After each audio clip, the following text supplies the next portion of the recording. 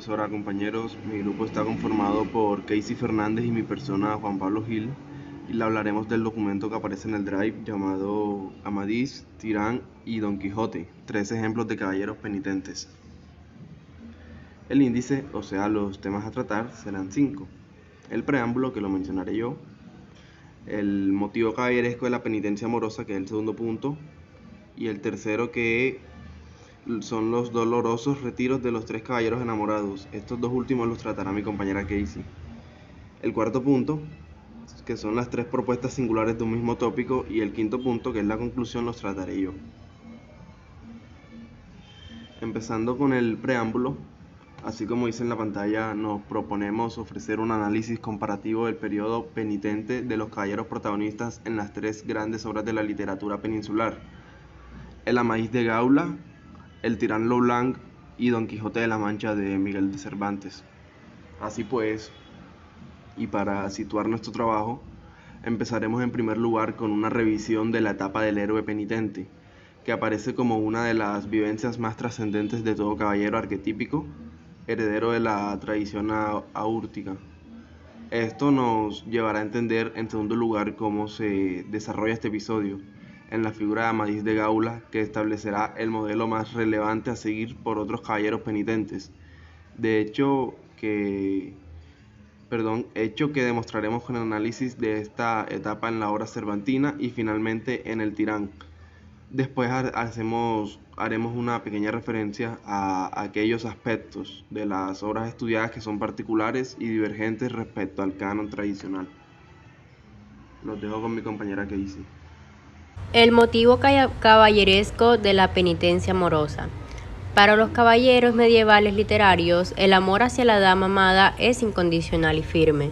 Por eso, cuando hay contratiempos en la relación y las damas se enojan, la única opción posible es el retiro, elemento que la crítica ha convenido en denominar el motivo de la penitencia amorosa. Este es el que protagonizan los caballeros desairados por sus enamoradas y tiene sus antecedentes en la literatura artúrica o materia de Bretaña. Posteriormente, sin embargo, se toma como modelo del topos la penitencia de Amadís en la Peña Pobre, aunque conviene tener en cuenta que esta aventura no es original de la obra de Montalvo, sino que la encontramos ya recogida en las historias de Tristán. En cuanto a la idea central del topos, hay que decir que el héroe pierde los favores de su amada y se sumerge en un estado de desesperanza que lo lleva a retirarse de la vida pública.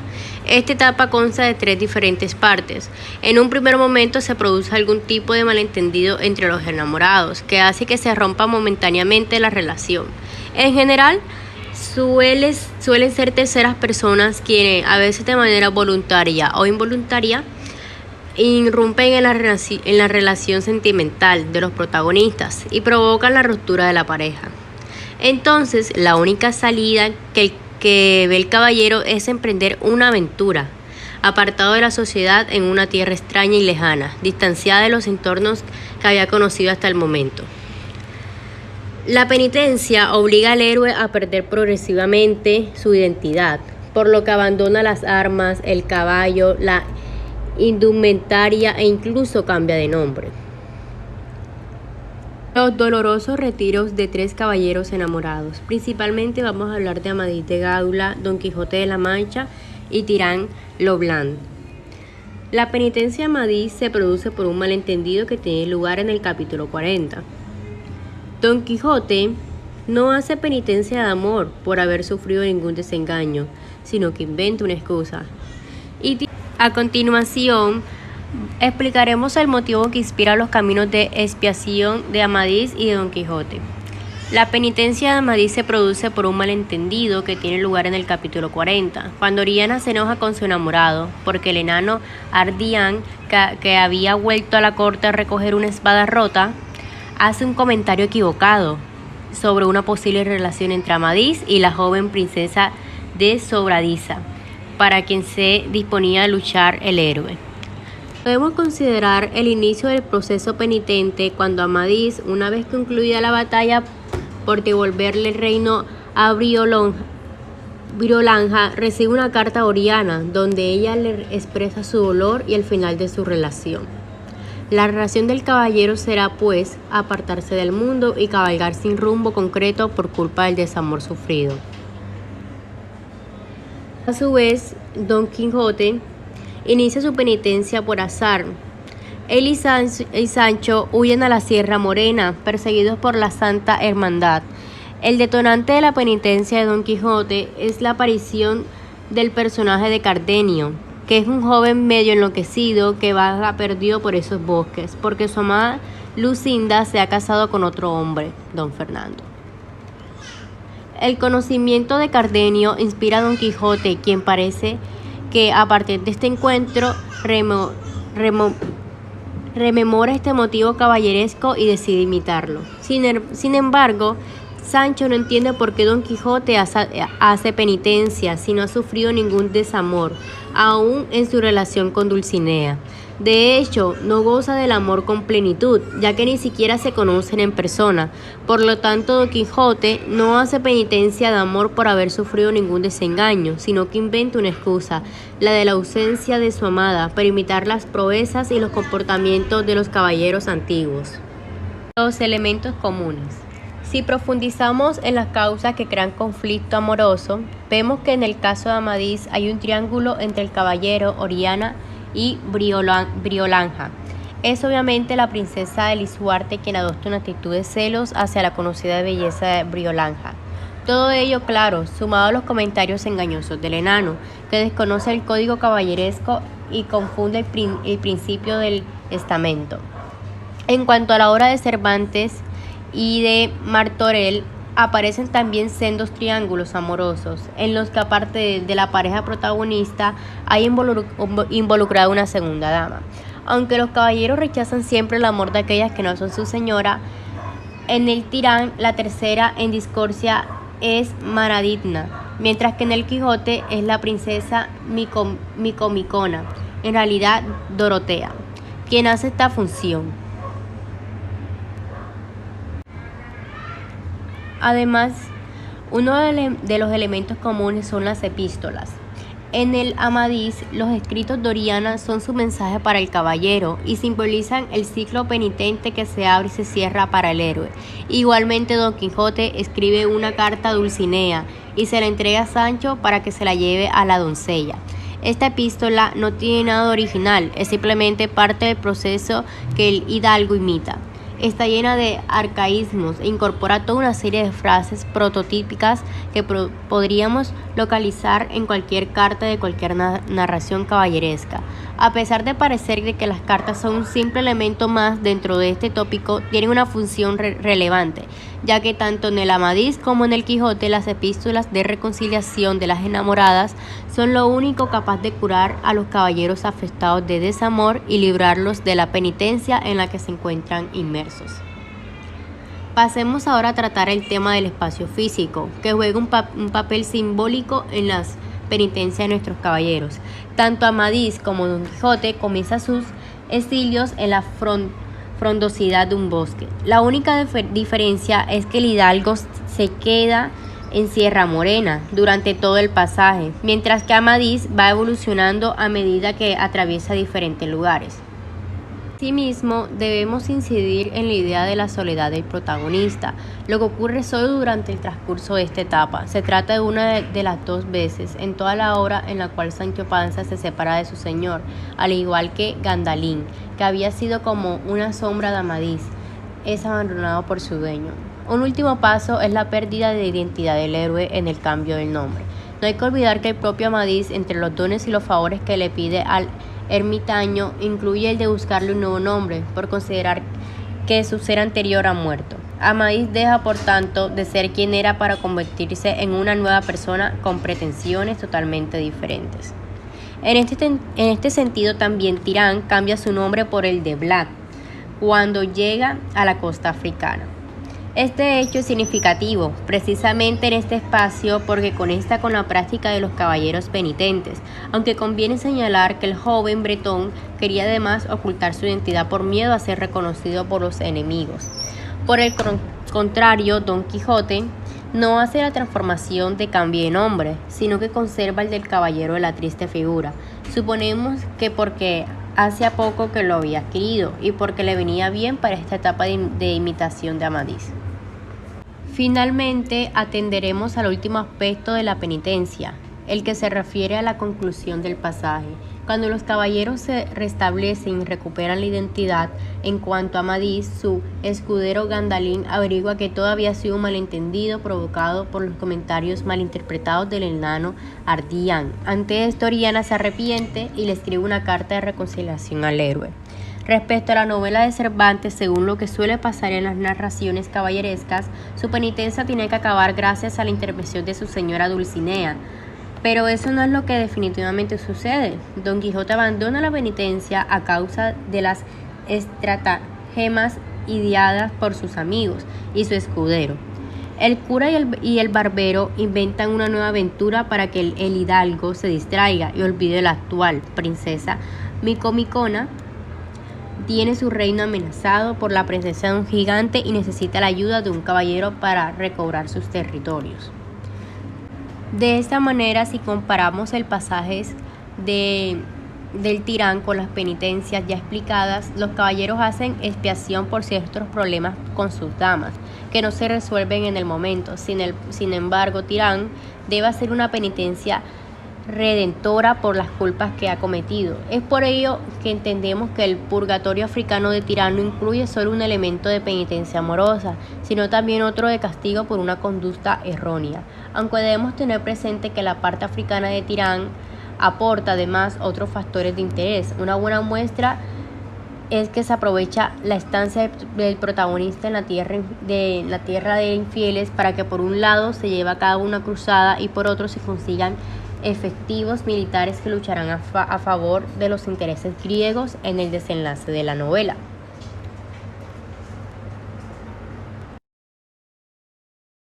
Tres propuestas singulares de un mismo tópico. A continuación, iniciaremos otro apartado en el que daremos cabida a aquellos aspectos del Amadís, del Quijote y del Tirán que presentan divergencias en relación al esquema o al canon más tradicional del proceso penitente y que configuran en definitiva algunas de las particularidades de cada obra.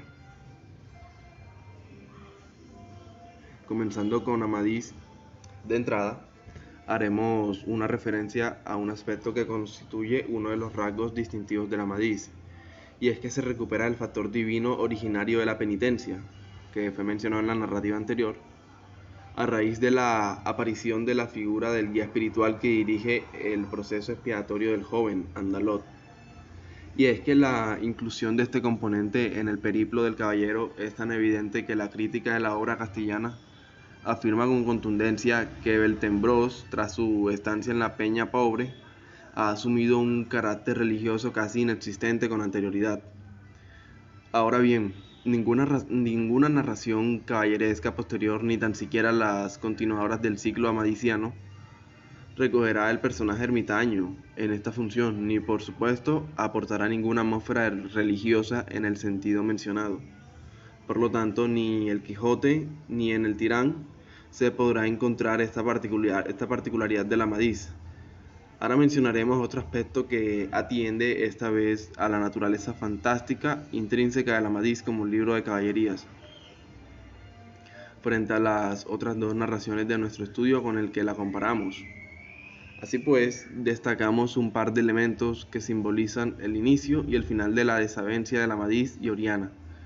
El primero es la espada que Briolania habría regalado a Amadís cuando se conocieron, y que en una batalla posterior se habría partido en tres trozos que evocaban el triángulo amoroso que sobrevendría.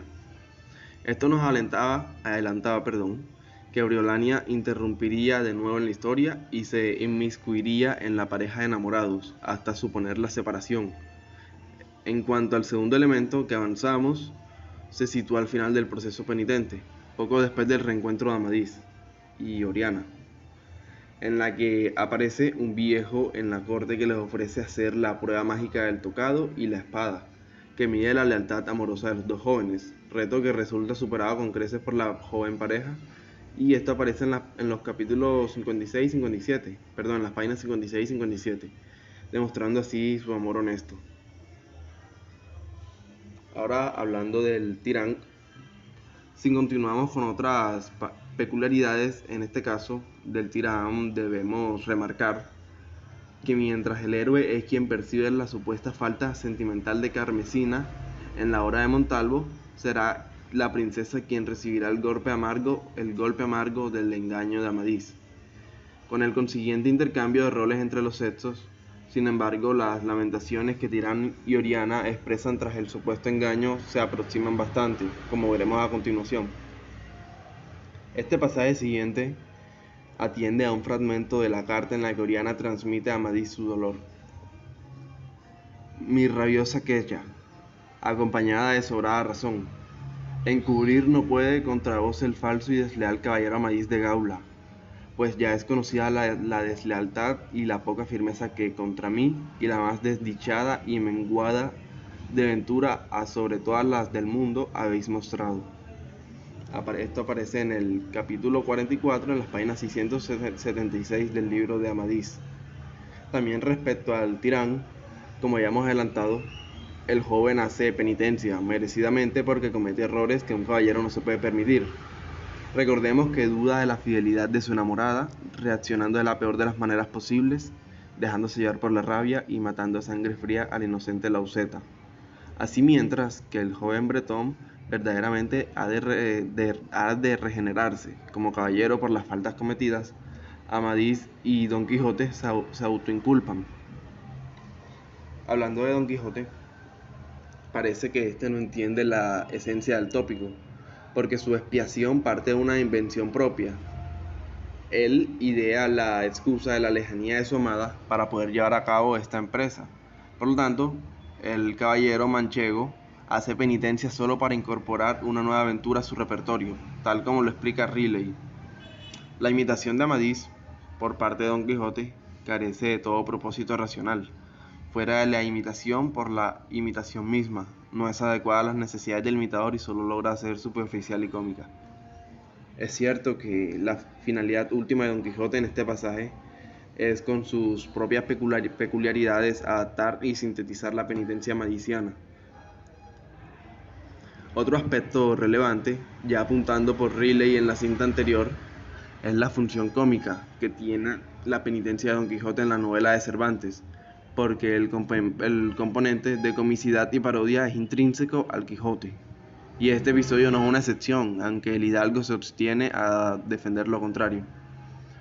Todas estas cosas que hago no son de burlas, sino muy de veras, porque de otra manera sería contravenir a las órdenes de caballería. Esto aparece en el capítulo 25 de la página 281 en el libro de Don Quijote. Pero veamos a continuación un momento concreto que nos ejemplifica esta parodia del pasaje caballeresco de expiación amorosa. Don Quijote, a falta de rosario, se entrega la falda de la camisa para hacerse uno. ¿Qué haré de rosario que no la tengo? En esto le vino al pensamiento de cómo le haría. Y Fuegue rasgó una gran tira de las faldas de la camisa que andaban colgando, y diole 11 nudos, uno más gordo que los demás. Y este le sirvió de rosario el tiempo que allí estuvo, donde rezó 1.000.000 de Ave Marías. Esto aparece en las páginas 291 y 292 del capítulo 26. Ni qué decir, tiene que, aparte de cometer un sacrilegio, el caballero consigue hacer sonreír al lector, quien cree que sus ocurrencias son alocadas y divertidas. Una última idea que tenemos que señalar respecto al Quijote es que el eje central de la penitencia es la imitación de la Amadís de Gaula por parte del protagonista. Hay una gran cantidad de historias secundarias insertadas dentro de la trama principal, y estas historias no son protagonizadas por Don Quijote, pero están relacionadas muy directamente por los decañados amorosos y los consecuentes retiros posteriores. Hablamos obviamente de los episodios en que Cardenio y Dorotea explican sus relatos vitales y del desenlace de estos en la venta de Juan Palomeque, en los capítulos 32 al 46. Conclusión. En este trabajo nos hemos trazado una panorámica que acentúa la importancia que tiene para la vida de un caballero el paso por un periodo de penitencia y su posterior renacimiento. En primer lugar, debemos aludir a la evolución del tópico que parte de la materia de Bretaña y se recoge en el Amadís para constituir el arquetipo. Los libros de caballerías castellanos continuadores de Amadís, partiendo de la base de esta penitencia, exageran el modelo y crean uno nuevo sin trasfondo cristiano. Pero más llamativo en cuanto a sus actuaciones, finalmente llegamos a la parodia de las narraciones caballerescas con el Quijote, donde se nos muestra cómo ridiculizar a través de la parodia el canon establecido. Además, Amadís y Don Quijote y Tirán tienen tienen concomitencias en sus retiros. Todos se vuelcan en la penitencia, pero al mismo tiempo se diferencian en el sentido de que Amadís hace una penitencia amorosa provocada por un malentendido con Oriana. Don Quijote, por su parte, pasa por un momento de expiación también amorosa a imitación de Amadís, pero sin motivo real, y afronta esta experiencia porque se cree conveniente contemplar los esquemas caballerescos. En cambio, en el Tirán se recoge una penitencia amorosa, donde un nuevo componente cobra importancia, pues este es el castigo. El protagonista ha obrado en contra no solo de los preceptos caballerescos, sino también de toda conducta humana y cristiana aceptable. Por otro lado, este periplo africano también afecta en un plano más amplio al porvenir de la novela, ya que además de estos episodios se cristianiza todo el Mediterráneo y se reclutan tropas para la batalla final contra los turcos en Constantinopla, lo que implica una desviación del tópico inicial. Un punto de contacto que comparten las dos obras, no solo paródicas del género, es que perciben la etapa citada como un toque de atención al caballero, porque implica un acomodo en sus quehaceres y pierde la ambición por nuevos retos. Además, tras superar esta difícil prueba, tanto Amadís como Tirán se hacen mejores caballeros y amantes. La redención, por tanto, les hace prosperar a largo plazo. En resumidas cuentas, si algo nos debe quedar claro de este episodio de la vida de los caballeros, es que el hecho de dejar el mundo anterior ayuda en ese vaciamiento del protagonista. Interesa pues romper con el máximo de cosas posibles para llevar adelante una penitencia, que aunque apunte solo hacia un futuro redentor y que el pasado está apartado del todo en su horizonte más inmediato, finalmente esto también incide en el renacimiento como héroes, en el momento en que lo dejan todo atrás, como las armas, el caballo, la ropa y el nombre, para recuperarlo posteriormente. Y aunque ya han cambiado, lo más importante, su portador, el núcleo del caballero, aunque nos puede resultar el mismo de antes, no lo es. Lleva en sus ojos la marca de un dolor pasado y, si se nos permite, de una muerte en vida, periodo del cual no obtiene sino una enseñanza y sobre todo una fortaleza que le catapultará hacia unos nuevos éxitos más ambiciosos y mucho más decisivos. Por tanto, quizás sin este retroceso, el héroe no habría cogido el impulso necesario para atender los problemas de la historia y resultar rotundamente triunfante en la guerra y en el amor. Si bien muy a su pesar, el final de la obra, algunos de ellos no puedan huir del trazo adverso que la pluma de los escritores ya les tenía preparado, porque no en vano son los autores los que siempre tienen la última palabra.